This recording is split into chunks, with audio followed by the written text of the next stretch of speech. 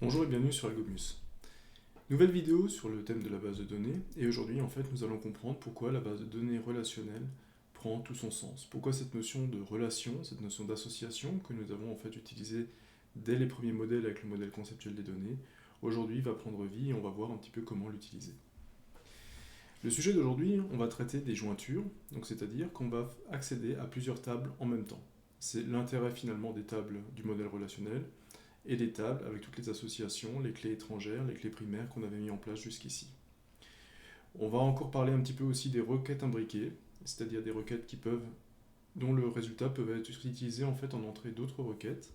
Et on va finir par aborder les opérateurs ensemblistes, donc des opérateurs sur les ensembles, pour voir en fait qui peuvent nous être utiles aussi dans certaines situations. Pour les vidéos que nous avons vues jusqu'à présent, en fait, nous avons construit toute notre base de données au niveau de la structure, nous avons vu les différents modèles Meurice qui nous permettaient d'y accéder, et nous avons vu dans la dernière vidéo les opérateurs de manipulation de données, dont le select, le delete, le insert et le update. Aujourd'hui, nous allons aller un petit peu plus loin sur ces mêmes commandes et voir comment est-ce que nous pouvons ajouter des choses qui vont nous permettre maintenant de traiter des informations sur plusieurs tables. Et on va le voir avec un mécanisme que SQL nous met en place, qui est la jointure. Donc la jointure, qu'est-ce que c'est ? Eh bien la jointure, c'est une opération qui permet d'accéder à plusieurs tables dans une même sélection. C'est grâce à elle que le modèle relationnel prend tout son sens, puisqu'effectivement, si vous vous souvenez bien, quand on avait créé le modèle conceptuel des données, on avait représenté des associations. Ces associations, on avait essayé de les maintenir quand on avait construit le modèle logique de données, et on avait créé des clés étrangères qui permettaient, à partir d'une table, de retrouver les éléments qui lui étaient reliés au travers de la clé étrangère. Là, maintenant, nous avons donc créé un modèle physique que nous avons implanté en SQL.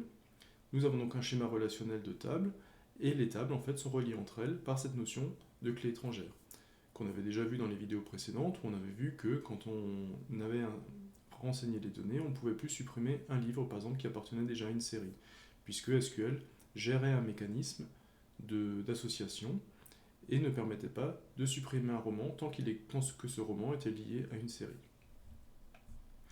Donc la jointure, c'est vraiment la représentation de cette notion d'association. Alors comment ça fonctionne ? Il existe plusieurs types de jointures, comme on va le voir, mais toutes les jointures partagent à peu près le même principe. Je reprends l'exemple que j'avais pris pour les romans. J'avais donc ma table de romans qui contenait 4 champs, le code ISBN du roman, donc son identifiant, le nom du roman, son auteur et l'année de parution. J'avais de l'autre côté une table qui contient les séries, donc qui contient les séries Le Seigneur des Anneaux, Harry Potter et les robots.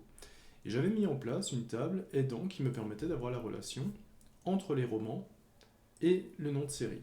Donc on voit ici que le code ISBN 1 qui correspond au roman Seigneur des Anneaux a été mis en relation avec le code 1 qui correspond à la série Seigneur des Anneaux. Le code 2, qui est en fait les deux tours, correspond à la code série 1, le Seigneur des Anneaux. Ce qu'on a essayé de faire, en fait, c'est de montrer que ce 1-là correspond à ce 1-là, et ensuite on avait ce 1-là qui correspond à ce 1-là. Et ainsi de suite. Et donc, cette relation qu'on essaie de mettre en place, elle va nous montrer que petit à petit, en remontant dans les tables, on va arriver à lier plusieurs données. Et bien c'est exactement le principe qui va se passer pour la jointure. Donc, comment fonctionne ? Quels sont les différents types de jointures ? Eh bien, les jointures peuvent prendre plusieurs formes. Il y a d'une part la jointure interne, donc la condition est vraie uniquement dans les deux tables. On va les détailler par la suite, de toute façon, ces différentes jointures. Là, c'est vrai, uniquement une jointure est possible seulement si la valeur qu'on essaye la valeur de référence, c'est-à-dire que la jointure interne ne fonctionne seulement si le code du roman se retrouve bien dans la table aidant.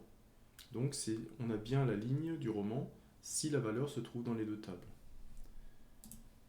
On a la jointure croisée, le produit cartésien, c'est-à-dire qu'on va prendre tous les éléments d'une table, tous les éléments d'une deuxième table, et on va essayer de faire toutes les combinaisons possibles entre ces deux tables. Là aussi, on verra un exemple dans la suite.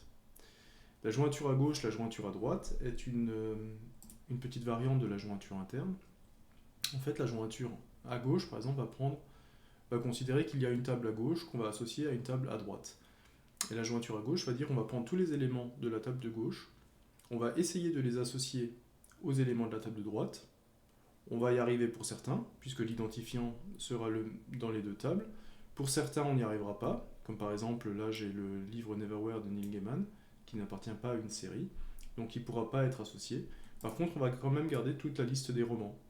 Simplement, pour ceux qu'on n'arrivera pas à associer, on va juste mettre nul dans les colonnes, pour dire en fait qu'on est arrivé à l'associer à aucune série. Et les autres auront la série à laquelle ils sont associés. Donc la jointure à gauche et la jointure à droite permettent en fait de garder tous les éléments d'une table, même si la jointure n'est pas possible. La jointure naturelle en fait est quelque chose que nous propose MySQL, et elle permet de se baser sur les noms de colonnes. On va voir qu'elle propose beaucoup de similarités avec la jointure interne, sauf que cette fois-ci, la jointure interne doit spécifier les colonnes sur lesquelles on se base. Typiquement là, dans ma jointure, je vais dire que pour faire la jointure entre deux colonnes, je vais dire que le code ISBN de ma table roman doit correspondre au code ISBN de ma table aidant. Et bien la jointure naturelle, elle estime que si les intitulés de colonnes ont le même nom, ici code ISBN, et bien en fait c'est MySQL qui va gérer lui-même la jointure. Donc il va gérer lui-même les colonnes sur lesquelles va porter la jointure. Mais pour cela, il faut effectivement que les colonnes aient le même nom, sinon effectivement vous allez le perdre. Donc on va voir assez rapidement quelques exemples de jointures que l'on peut mettre en place. Donc la jointure interne porte sur deux tables, comme ça on l'a vu, les jointures portent toujours sur deux tables. La sélection comporte uniquement les lignes valides dans les deux tables, c'est-à-dire qu'elle comporte, pour que la jointure soit possible, il faut que, donc on associe toujours une table, donc on va dire un petit peu table de gauche et table de droite, il faut que toutes les lignes de la table de gauche aient une correspondance dans la table de droite, et il faut que toutes les lignes de la table de droite aient une correspondance avec la ligne de gauche.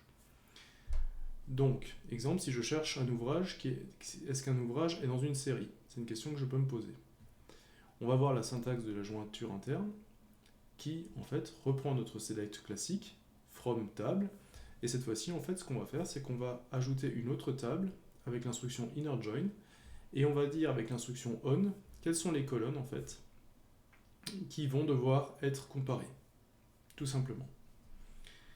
Donc là, typiquement, dans cette jointure-là, ce qui va se passer, c'est que toutes les lignes de ma table roman qui ont une correspondance dans la table aidant vont être affichées.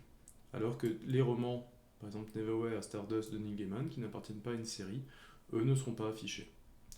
Donc ça, c'est la jointure interne. On va tout de suite voir un exemple sous Workbench, comment est-ce qu'on peut avoir ce genre de jointure. Donc ce que je veux, dans un premier temps, c'est sélectionner la liste des romans appartenant à une série. Ok. Qu'est-ce qu'il faut que je fasse là-dedans? Eh bien tout simplement, la liste des romans qui appartiennent à une série, c'est la liste des romans dont le code ISBN se trouve dans la colonne code ISBN de aidant, puisque aidant fait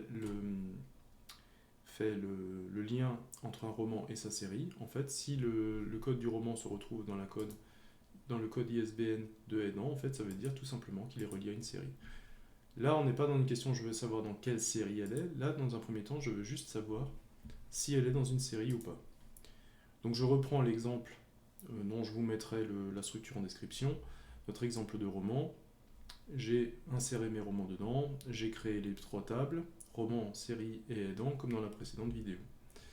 Ce que je veux maintenant, c'est que je veux sélectionner mes romans. Donc là, si je fais Select étoile from roman, j'aurai tous les romans. Ok, là c'est pas ce que je veux. Je veux tous les romans qui soient dans une série. Donc si je veux tous les romans qui soient dans une série, il va falloir que je fasse une jointure sur ma table aidant, pour dire je veux pas seulement tous les romans, mais je veux tous les romans qui appartiennent à une série. Donc ça veut dire tous les romans dont le code ISBN se retrouve aussi dans la table aidant. Et sur quelle colonne je vais faire ma jointure? Et bien tout simplement, je vais faire ma jointure entre la colonne code ISBN de ma table roman et la colonne code ISBN de ma table aidant. Voilà. Et donc là, vous pouvez vous apercevoir dans la sélection que j'ai récupéré tous les romans qui sont dans une série.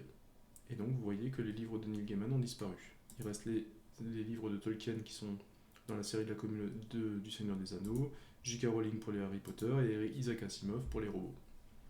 Ok, donc je suis arrivé à répondre à ma question. Maintenant je vais aller un petit peu plus loin. Si je veux sélectionner la liste des romans qui appartiennent à la série Le Seigneur des Anneaux, et bien là on se rend compte en fait qu'on va devoir pas seulement se baser sur 2 tables, on va se baser sur 3 tables. Si je veux avoir toutes les romans qui sont dans le Seigneur des Anneaux, eh bien il faut que je parte de ma table série, que je parte le Seigneur des Anneaux, c'est le code série 1. Donc je vais sélectionner toutes les relations qui sont reliées au code série 1 dans Aidant, je vois qu'il y en a 3. Et maintenant, ce qu'il me reste à faire, c'est tout simplement de relier les numéros de code ISBN correspondants. Donc là, j'ai le 1 qui va être relié au code ISBN 1, qui va me permettre de récupérer la communauté de l'anneau. J'ai le 2 qui va être relié au code ISBN 2, qui va me permettre de ramener le retour du roi. Et j'ai enfin le 3 qui va me permettre de ramener le retour du roi, qui est le dernier album du Seigneur des Anneaux. Et donc vous voyez en fait que cette fois-ci on va passer à travers la table aidant, et en fait ici ce qu'on va faire c'est qu'on va faire une jointure sur 3 tables. Donc je peux réutiliser la jointure que j'avais déjà ici, qui va faire ma jointure entre roman et aidant, et il me suffit de rajouter la table série en fait. Et la table série, sur quoi je vais faire la jointure? Eh bien je vais faire la jointure sur la colonne code série de la table aidant, qui doit être égale à la colonne série, code série de la table série. Donc là, ce qu'on a fait, c'est qu'on a effectivement ramené, à chaque roman, on a ramené sa série, c'est-à-dire la communauté de l'anneau est dans le Seigneur des Anneaux, Harry Potter est dans Harry Potter, et un défi de robot est dans Robot. Maintenant, ce qu'on veut, c'est qu'on veut uniquement les romans qui sont rattachés à la série Le Seigneur des Anneaux. Et bien là, on l'a vu la dernière fois, il suffit de rajouter une clause where. Une clause where, on dit que la colonne non-série de la table série doit être le Seigneur des Anneaux. Voilà, j'ai plus qu'à lancer, et vous vous rendez compte que j'ai récupéré les 3 romans qui sont liés au Seigneur des Anneaux. Alors vous vous souvenez, si on veut que les romans, il suffit d'afficher que la colonne non, et on n'aura que les romans. Voilà, donc là, on a quelques exemples déjà de jointure interne, et vous avez vu en fait que ça permet de filtrer. Ça permet de filtrer, d'avoir uniquement les romans qui sont liés à une série, et ça nous a permis d'avoir maintenant tous les romans qui ont une particularité bien précise, qui sont contenus dans la série Le Seigneur des Anneaux. Et ça, on l'a fait au travers de 2 jointures.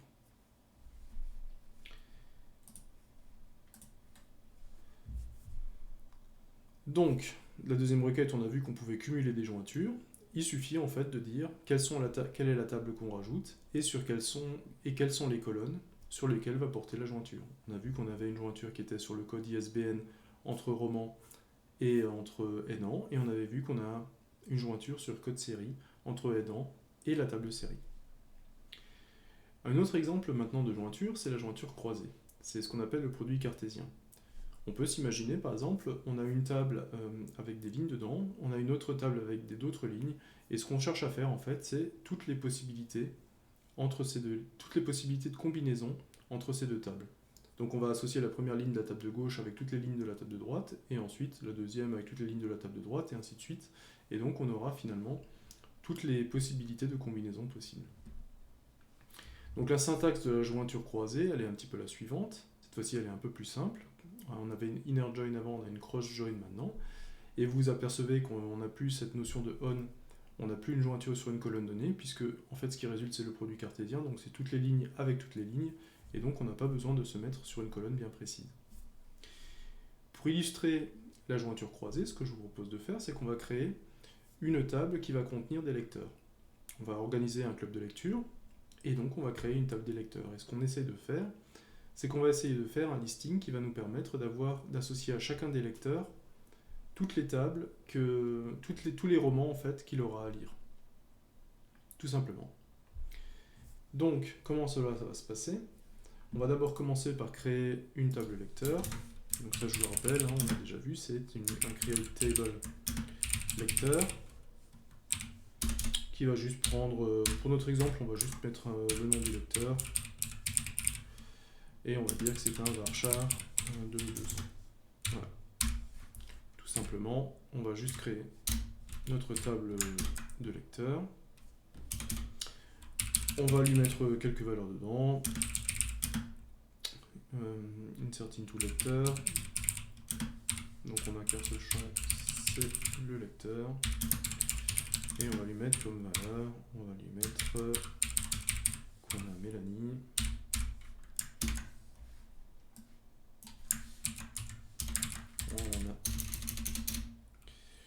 On a Michel. Hop. Et on a Sarah. Voilà. Donc si je regarde ce que j'ai dans ma table des lecteurs, bien j'ai mes 3 lecteurs. Donc maintenant il me suffit en fait de faire un cross-join sur les romans. Et en fait, qu'est-ce que cela va nous donner? On va juste prendre le nom de lecteur pour que ce soit plus clair et le nom du roman. Et on va s'apercevoir en fait que la jointure, le produit cartésien en fait va nous donner toutes les combinaisons possibles. Donc va demander à Mélanie de lire la communauté de l'anneau, va demander à Mélanie de lire le défilé de robots, à Mélanie ainsi de suite. Ensuite va demander la même chose à Michel et ainsi de suite. Et on a donc toutes les combinaisons possibles entre ma table des lecteurs et ma table des romans. Et donc, ça permet par exemple de donner que chacun des lecteurs donne un avis sur chacun des livres qui sera à lire dans le club des lecteurs. Voilà, tout simplement à quoi sert cette jointure, ce produit cartésien, cette jointure croisée.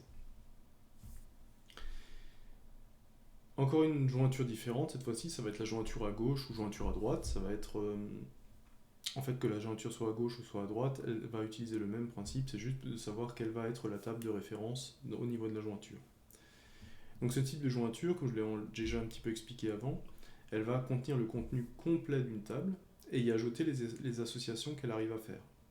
Elle est un petit peu différente de la jointure interne qu'on avait vue avant, qui nécessitait que la valeur soit effectivement dans la table de gauche et dans la table de droite. Là, on peut dire, par exemple, tu me prends toutes les valeurs de la table de droite, et si celle que tu arrives à associer avec la table de gauche, eh ben, tu le fais. Et celle que tu n'arrives pas, bah tant pis. Donc, elle a une syntaxe un petit peu différente. Donc là, on aura un left join pour la table, pour la jointure à gauche, on aura un right join sur la table si on fait une jointure à droite.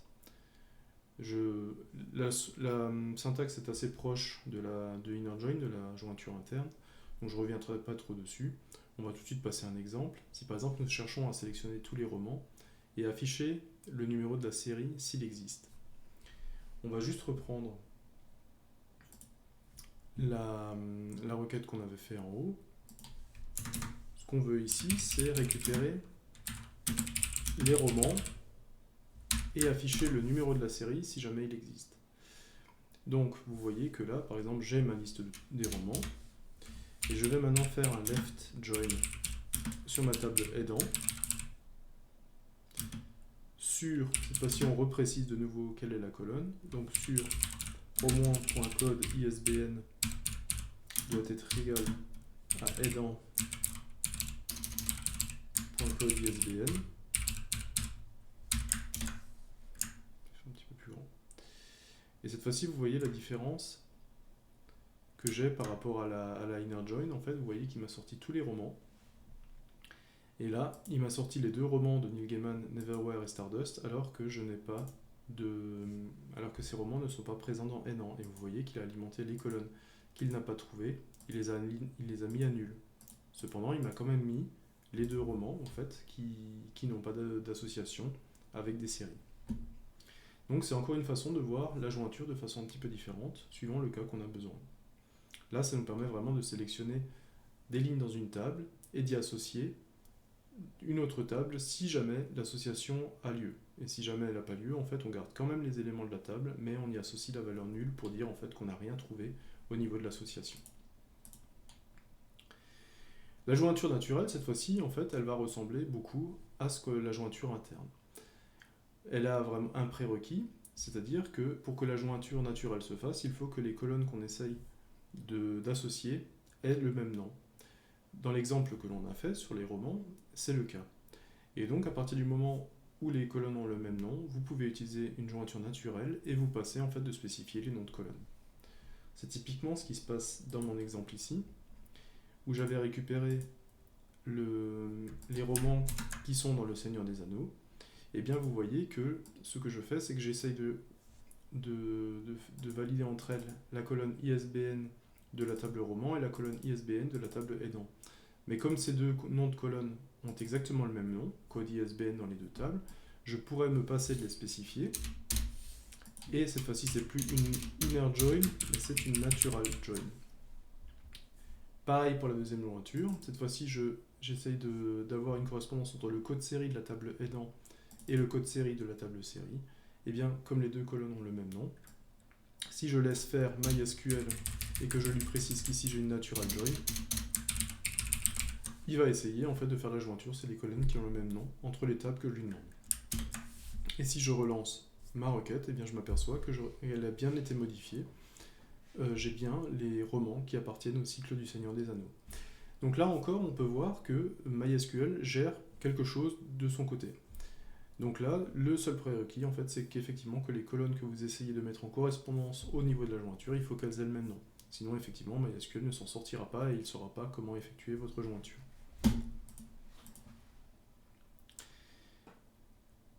Donc, cette fois-ci, on va voir quelque chose qui peut s'apparenter dans certains aspects à une jointure, mais qui est un petit peu différent. C'est cette notion de sous-requête. Une sous-requête, ou requête imbriquée, en fait, permet de réutiliser les résultats d'une requête de sélection dans une autre requête. Donc, les résultats de la requête deviennent elles-mêmes, en fait, des données pour une requête de niveau plus haut. Donc, une sous-requête ne se limite pas à l'utilisation dans une sélection, elle peut aussi être utilisée dans la mise à jour, dans les fonctions update, et dans la suppression, même dans les impressions. Si jamais on peut faire une copie de table, on peut avoir les valeurs d'une table qui sont en fait le résultat d'une sélection sur une autre table. Les sous-requêtes sont majoritairement introduites par le mot-clé in, donc ça veut dire en fait qu'une valeur est dans une liste qui est fabriquée par une sous-requête. Et il est possible de définir des alias sur les tables grâce à l'instruction as, ce qui va nous permettre en fait d'utiliser plusieurs fois la même table dans des sous-requêtes et avec la capacité de lui donner un autre nom, en fait, on va pouvoir savoir à chaque fois de quelle table on parle.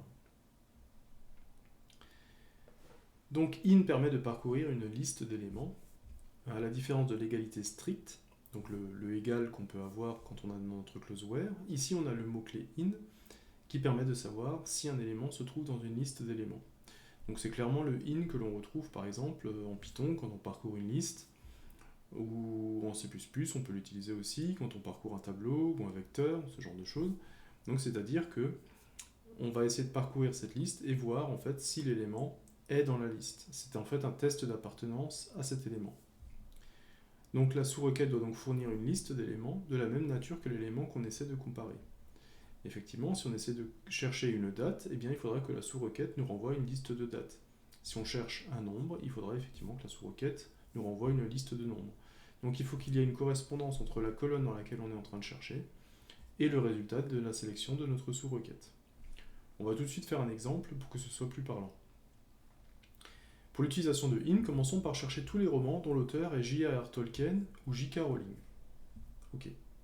Donc, si j'utilise ce genre de requête, on se rend compte que je peux faire une sélection sur mes romans. Tout simplement, j'ai tous mes romans et je pourrais dire where auteur like J.R.R. Tolkien, et j'aurais très bien pu l'écrire avec une clause or, donc un ou logique, ou auteur like J.K. Rowling.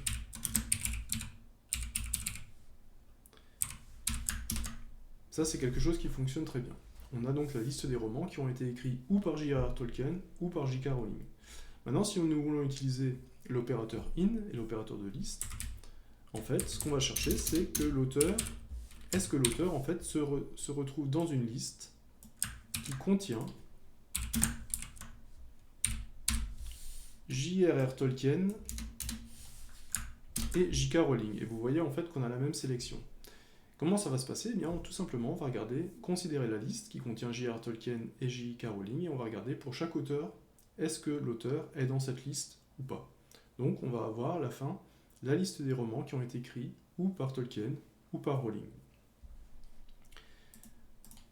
Deuxième exemple, nous cherchons également la liste des romans parus en 54, 55 et 99. Et bien là, on peut réutiliser la même chose. On sélectionne tous les romans. Where, année, in.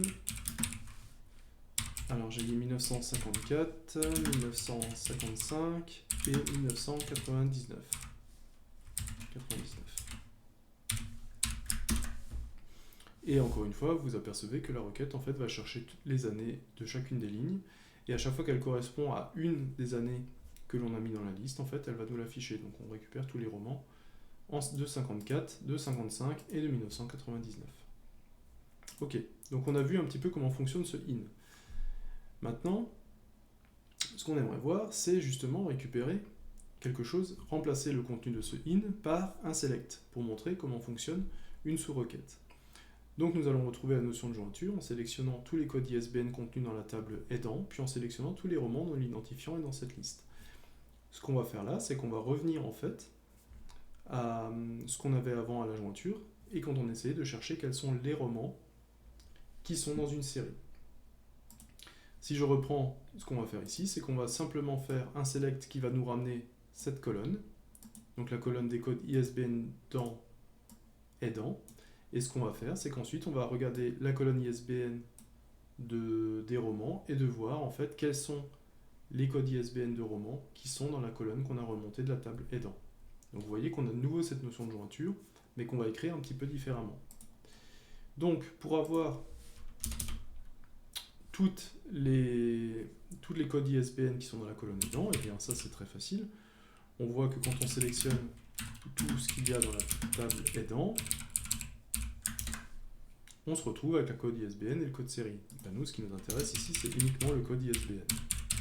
Tout simplement. Voilà, donc on n'a qu'une seule colonne. Maintenant, ce qu'on veut faire, c'est qu'on veut sélectionner les romans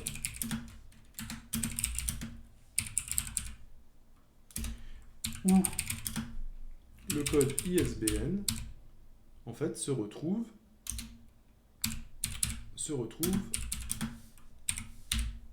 aussi dans la table aidant.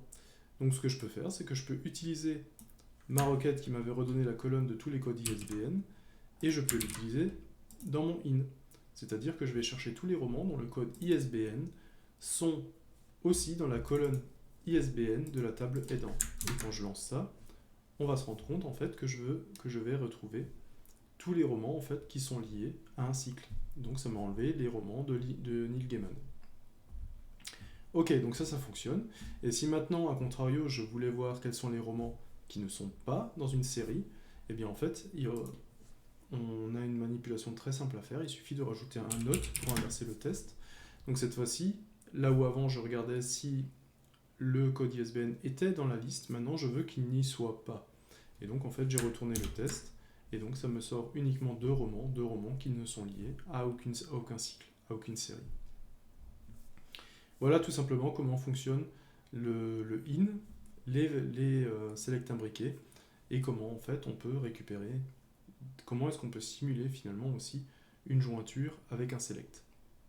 Je vous rappelle quand même que le problème c'est que la jointure, ce qu'elle va faire, c'est qu'elle va cumuler les lignes, et vous allez pouvoir, comme on a fait dans la première jointure, récupérer en fait le roman et directement le cycle qui est associé.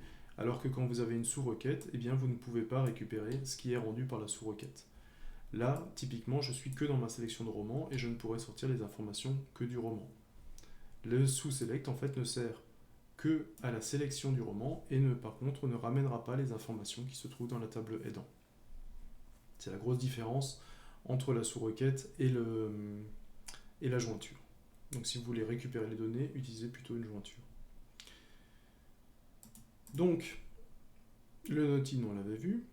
Au niveau des sous-requêtes, donc on a vu, la sous-requête peut aussi utiliser une information de la requête principale. Et il existe également les instructions exist et not exist qui permettent de renvoyer un booléen en fonction du retour ou non de la sous-requête. C'est-à-dire que est-ce que la sous-requête ramène quelque chose ou elle ne ramène rien. Et donc en fait on peut voir si il existe un élément ou il n'en existe pas.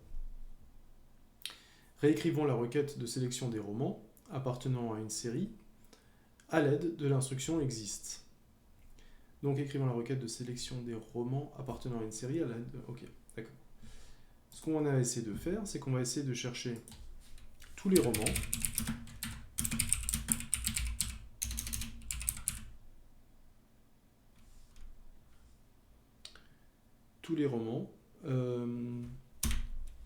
where exists. Donc là, on va regarder select. Cette fois-ci, on peut faire étoile puisque l'existence en fait va juste vérifier s'il existe des lignes ou pas. On va sélectionner dans aidant,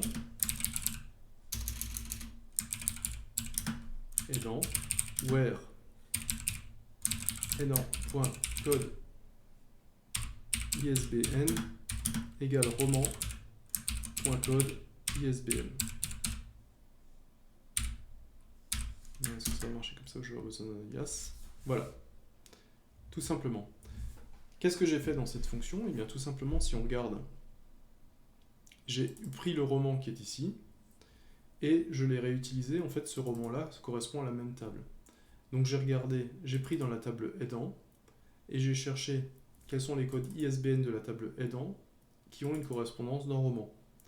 Et si cette correspondance existe, donc là c'est mon exist, qui permet justement de dire, en fait cette correspondance existe, et donc il faut que je sélectionne mon roman. Pareil, si jamais je voulais inverser le test pour dire je veux tous les romans qui ne sont pas dans aidant, donc qui ne sont pas concernés par un cycle, je pourrais avoir not exist, et je récupérerai encore une fois les deux livres de Neil Gaiman.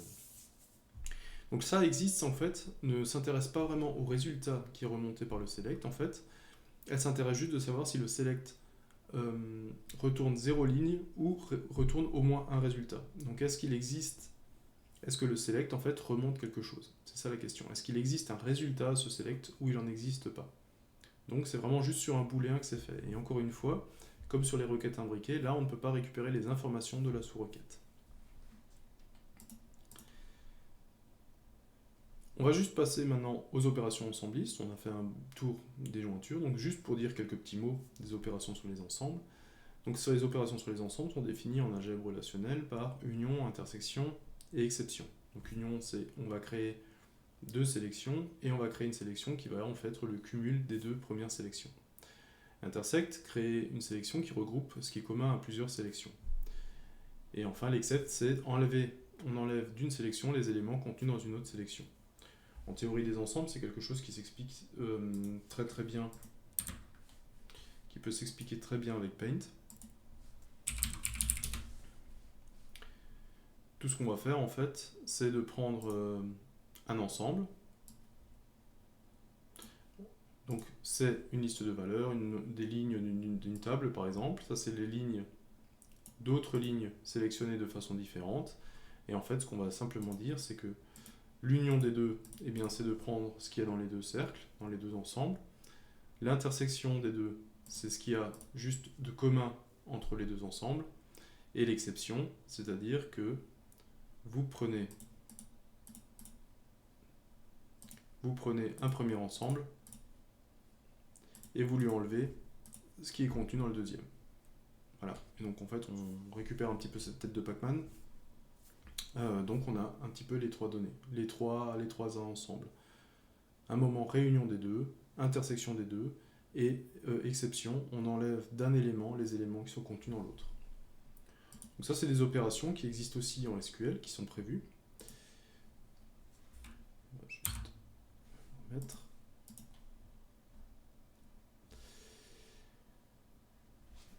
la syntaxe est facile, il suffit d'utiliser l'instruction voulue entre deux requêtes déjà existantes. En effet, pour l'union, vous pouvez faire un select, et vous pouvez utiliser un deuxième select, et entre les deux, vous avez juste à mettre le nom de la commande qui va permettre soit de faire une union, soit une intersection, soit une exception. Alors ça, ce sont les trois ordres qui sont prévus dans le langage SQL, mais union est la seule commande qui a été implémentée dans MySQL. Et on va voir en fait qu'il est très facile de simuler l'intersection et l'exception. Par exemple, nous voulons lister tous les romans d'Isaac Asimov, ainsi que tous les romans sortis en 1999. Donc on va reprendre ici. Donc, ce qu'il est possible de faire, on pourrait très bien le faire avec une clause where et avec un ou, il n'y a pas de problème là-dessus. Ce que l'on peut faire, c'est qu'on peut faire un select étoile from roman, where année égale 1999. Donc là, on a tous les romans qui sont sortis en 1999. Je cherche maintenant tous les romans qui ont été écrits par Isaac Asimov.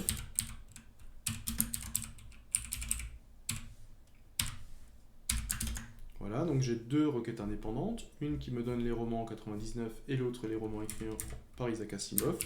Et si je veux unir les deux, en fait il me suffit de mettre le mot-clé union entre les deux, de relancer, et je vais avoir tous les romans qui sont sortis ou en 99 ou qui ont été écrits par Isaac Asimov.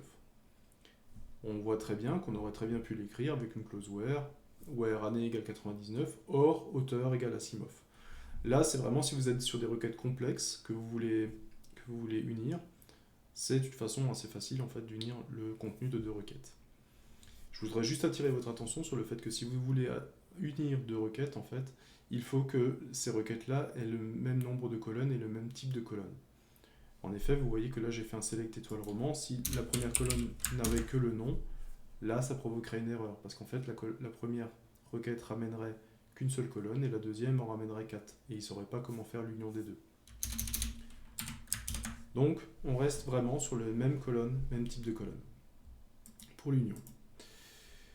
On s'aperçoit qu'on peut largement simuler les instructions intersection en MySQL. Si par exemple on voulait tous les romans de J.K. Rowling qui sont à la fois sortis en 1999, eh bien on peut s'apercevoir qu'on le ferait très très facilement. Select étoile from roman. On voudrait donc que l'auteur, donc where auteur égale J.K. Rowling, et que l'année soit égale à 1999. Voilà, donc ça c'est l'intersection. C'est-à-dire que vous avez retrouvé toutes les lignes qui correspondent à la fois à deux critères, à la fois que l'auteur est J.K. Rowling et à la fois que l'année est 1999. Et donc, c'est vrai que ça se fait très simplement, et c'est peut-être pour cela, en fait, que l'intersection n'a pas été implémentée en SQL. En MySQL, pardon. En SQL, elle existe, c'est en MySQL qu'elle n'existe pas. Et donc, imaginons un moyen d'écrire l'instruction except en MySQL, par exemple, parmi tous les romans de J.K. Rowling, nous voulons tous ceux qui ne sont pas sortis en 99. Et bien là aussi, vous voyez, il suffit en fait de remplacer, on a les romans de J.K. Rowling, on veut ceux qui ne sont pas sortis en 99, ça s'écrit avec une négation, et vous avez, parmi l'ensemble des romans de J.K. Rowling, vous avez enlevé tous ceux qui sont sortis en 99 pour ne laisser que les autres, et il n'en reste qu'un, Harry Potter à l'école des sorciers, qui est sorti en 98. Alors il y en a d'autres, hein. Là il n'y en a qu'un dans mon exemple. Voilà, nous avons vu dans cette vidéo beaucoup de choses qui vont nous permettre justement de mettre les relations entre les différentes tables de notre base de données en place. Cette notion de relation, en fait, on sent qu'on l'a depuis le début. On avait ces associations dans le modèle conceptuel des données. On est vraiment, quand on est passé au modèle logique, tout le travail a consisté à rendre ces associations toujours visibles, mais à leur donner une forme qui va pouvoir être représentée en SQL. Donc il y a eu ces migrations de clés, ces migrations de clés étrangères, de clés primaires. Et là maintenant, on se rend compte avec les jointures, en fait, que l'aspect relationnel de notre base de données prend tout son sens. On arrive à refaire des sélections sur plusieurs tables, sur 2, sur 3 tables, sur n tables. On a vu qu'il y a différents types de jointures qui permettent d'avoir une jointure où il y a forcément les éléments dans les deux tables. On arrive à voir qu'il y a un produit cartésien. On peut aussi récupérer tous les éléments d'une table et d'essayer de voir si on peut associer d'autres éléments. Si jamais on y arrive, on le fait. Si jamais on n'y arrive pas, tant pis, on mettra que l'association n'a pas été permise pour ces éléments-là. Et on a vu aussi la notion de sous-requête qui permet en fait d'utiliser une requête, les solutions d'une requête, en tant que critère conditionnel pour une autre requête. On a vu beaucoup de sélections, mais la sous-requête peut aussi être utilisée dans les cas de mise à jour avec update, de suppression avec delete ou d'insertion avec insert. Vous pouvez par exemple insérer des données dans une table à partir d'une sélection de colonnes qui viennent d'autres tables. Voilà, tout ça c'est possible. Enfin, nous avons terminé avec les opérateurs ensemblistes qui nous ont permis de montrer comment est-ce qu'on pouvait regrouper ou recouper les informations qui viennent de plusieurs requêtes. La prochaine vidéo sera consacrée aux index. Les index, c'est un élément un petit peu spécial des bases de données qui vont nous permettre d'optimiser le temps d'accès aux différentes données de nos tables.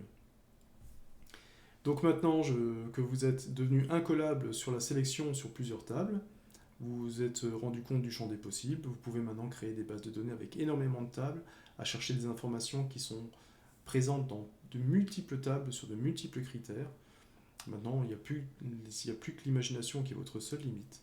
Donc je vous donne rendez-vous à bien rapidement pour voir les index et voir en fait comment on peut optimiser maintenant cette recherche sur de multiples tables.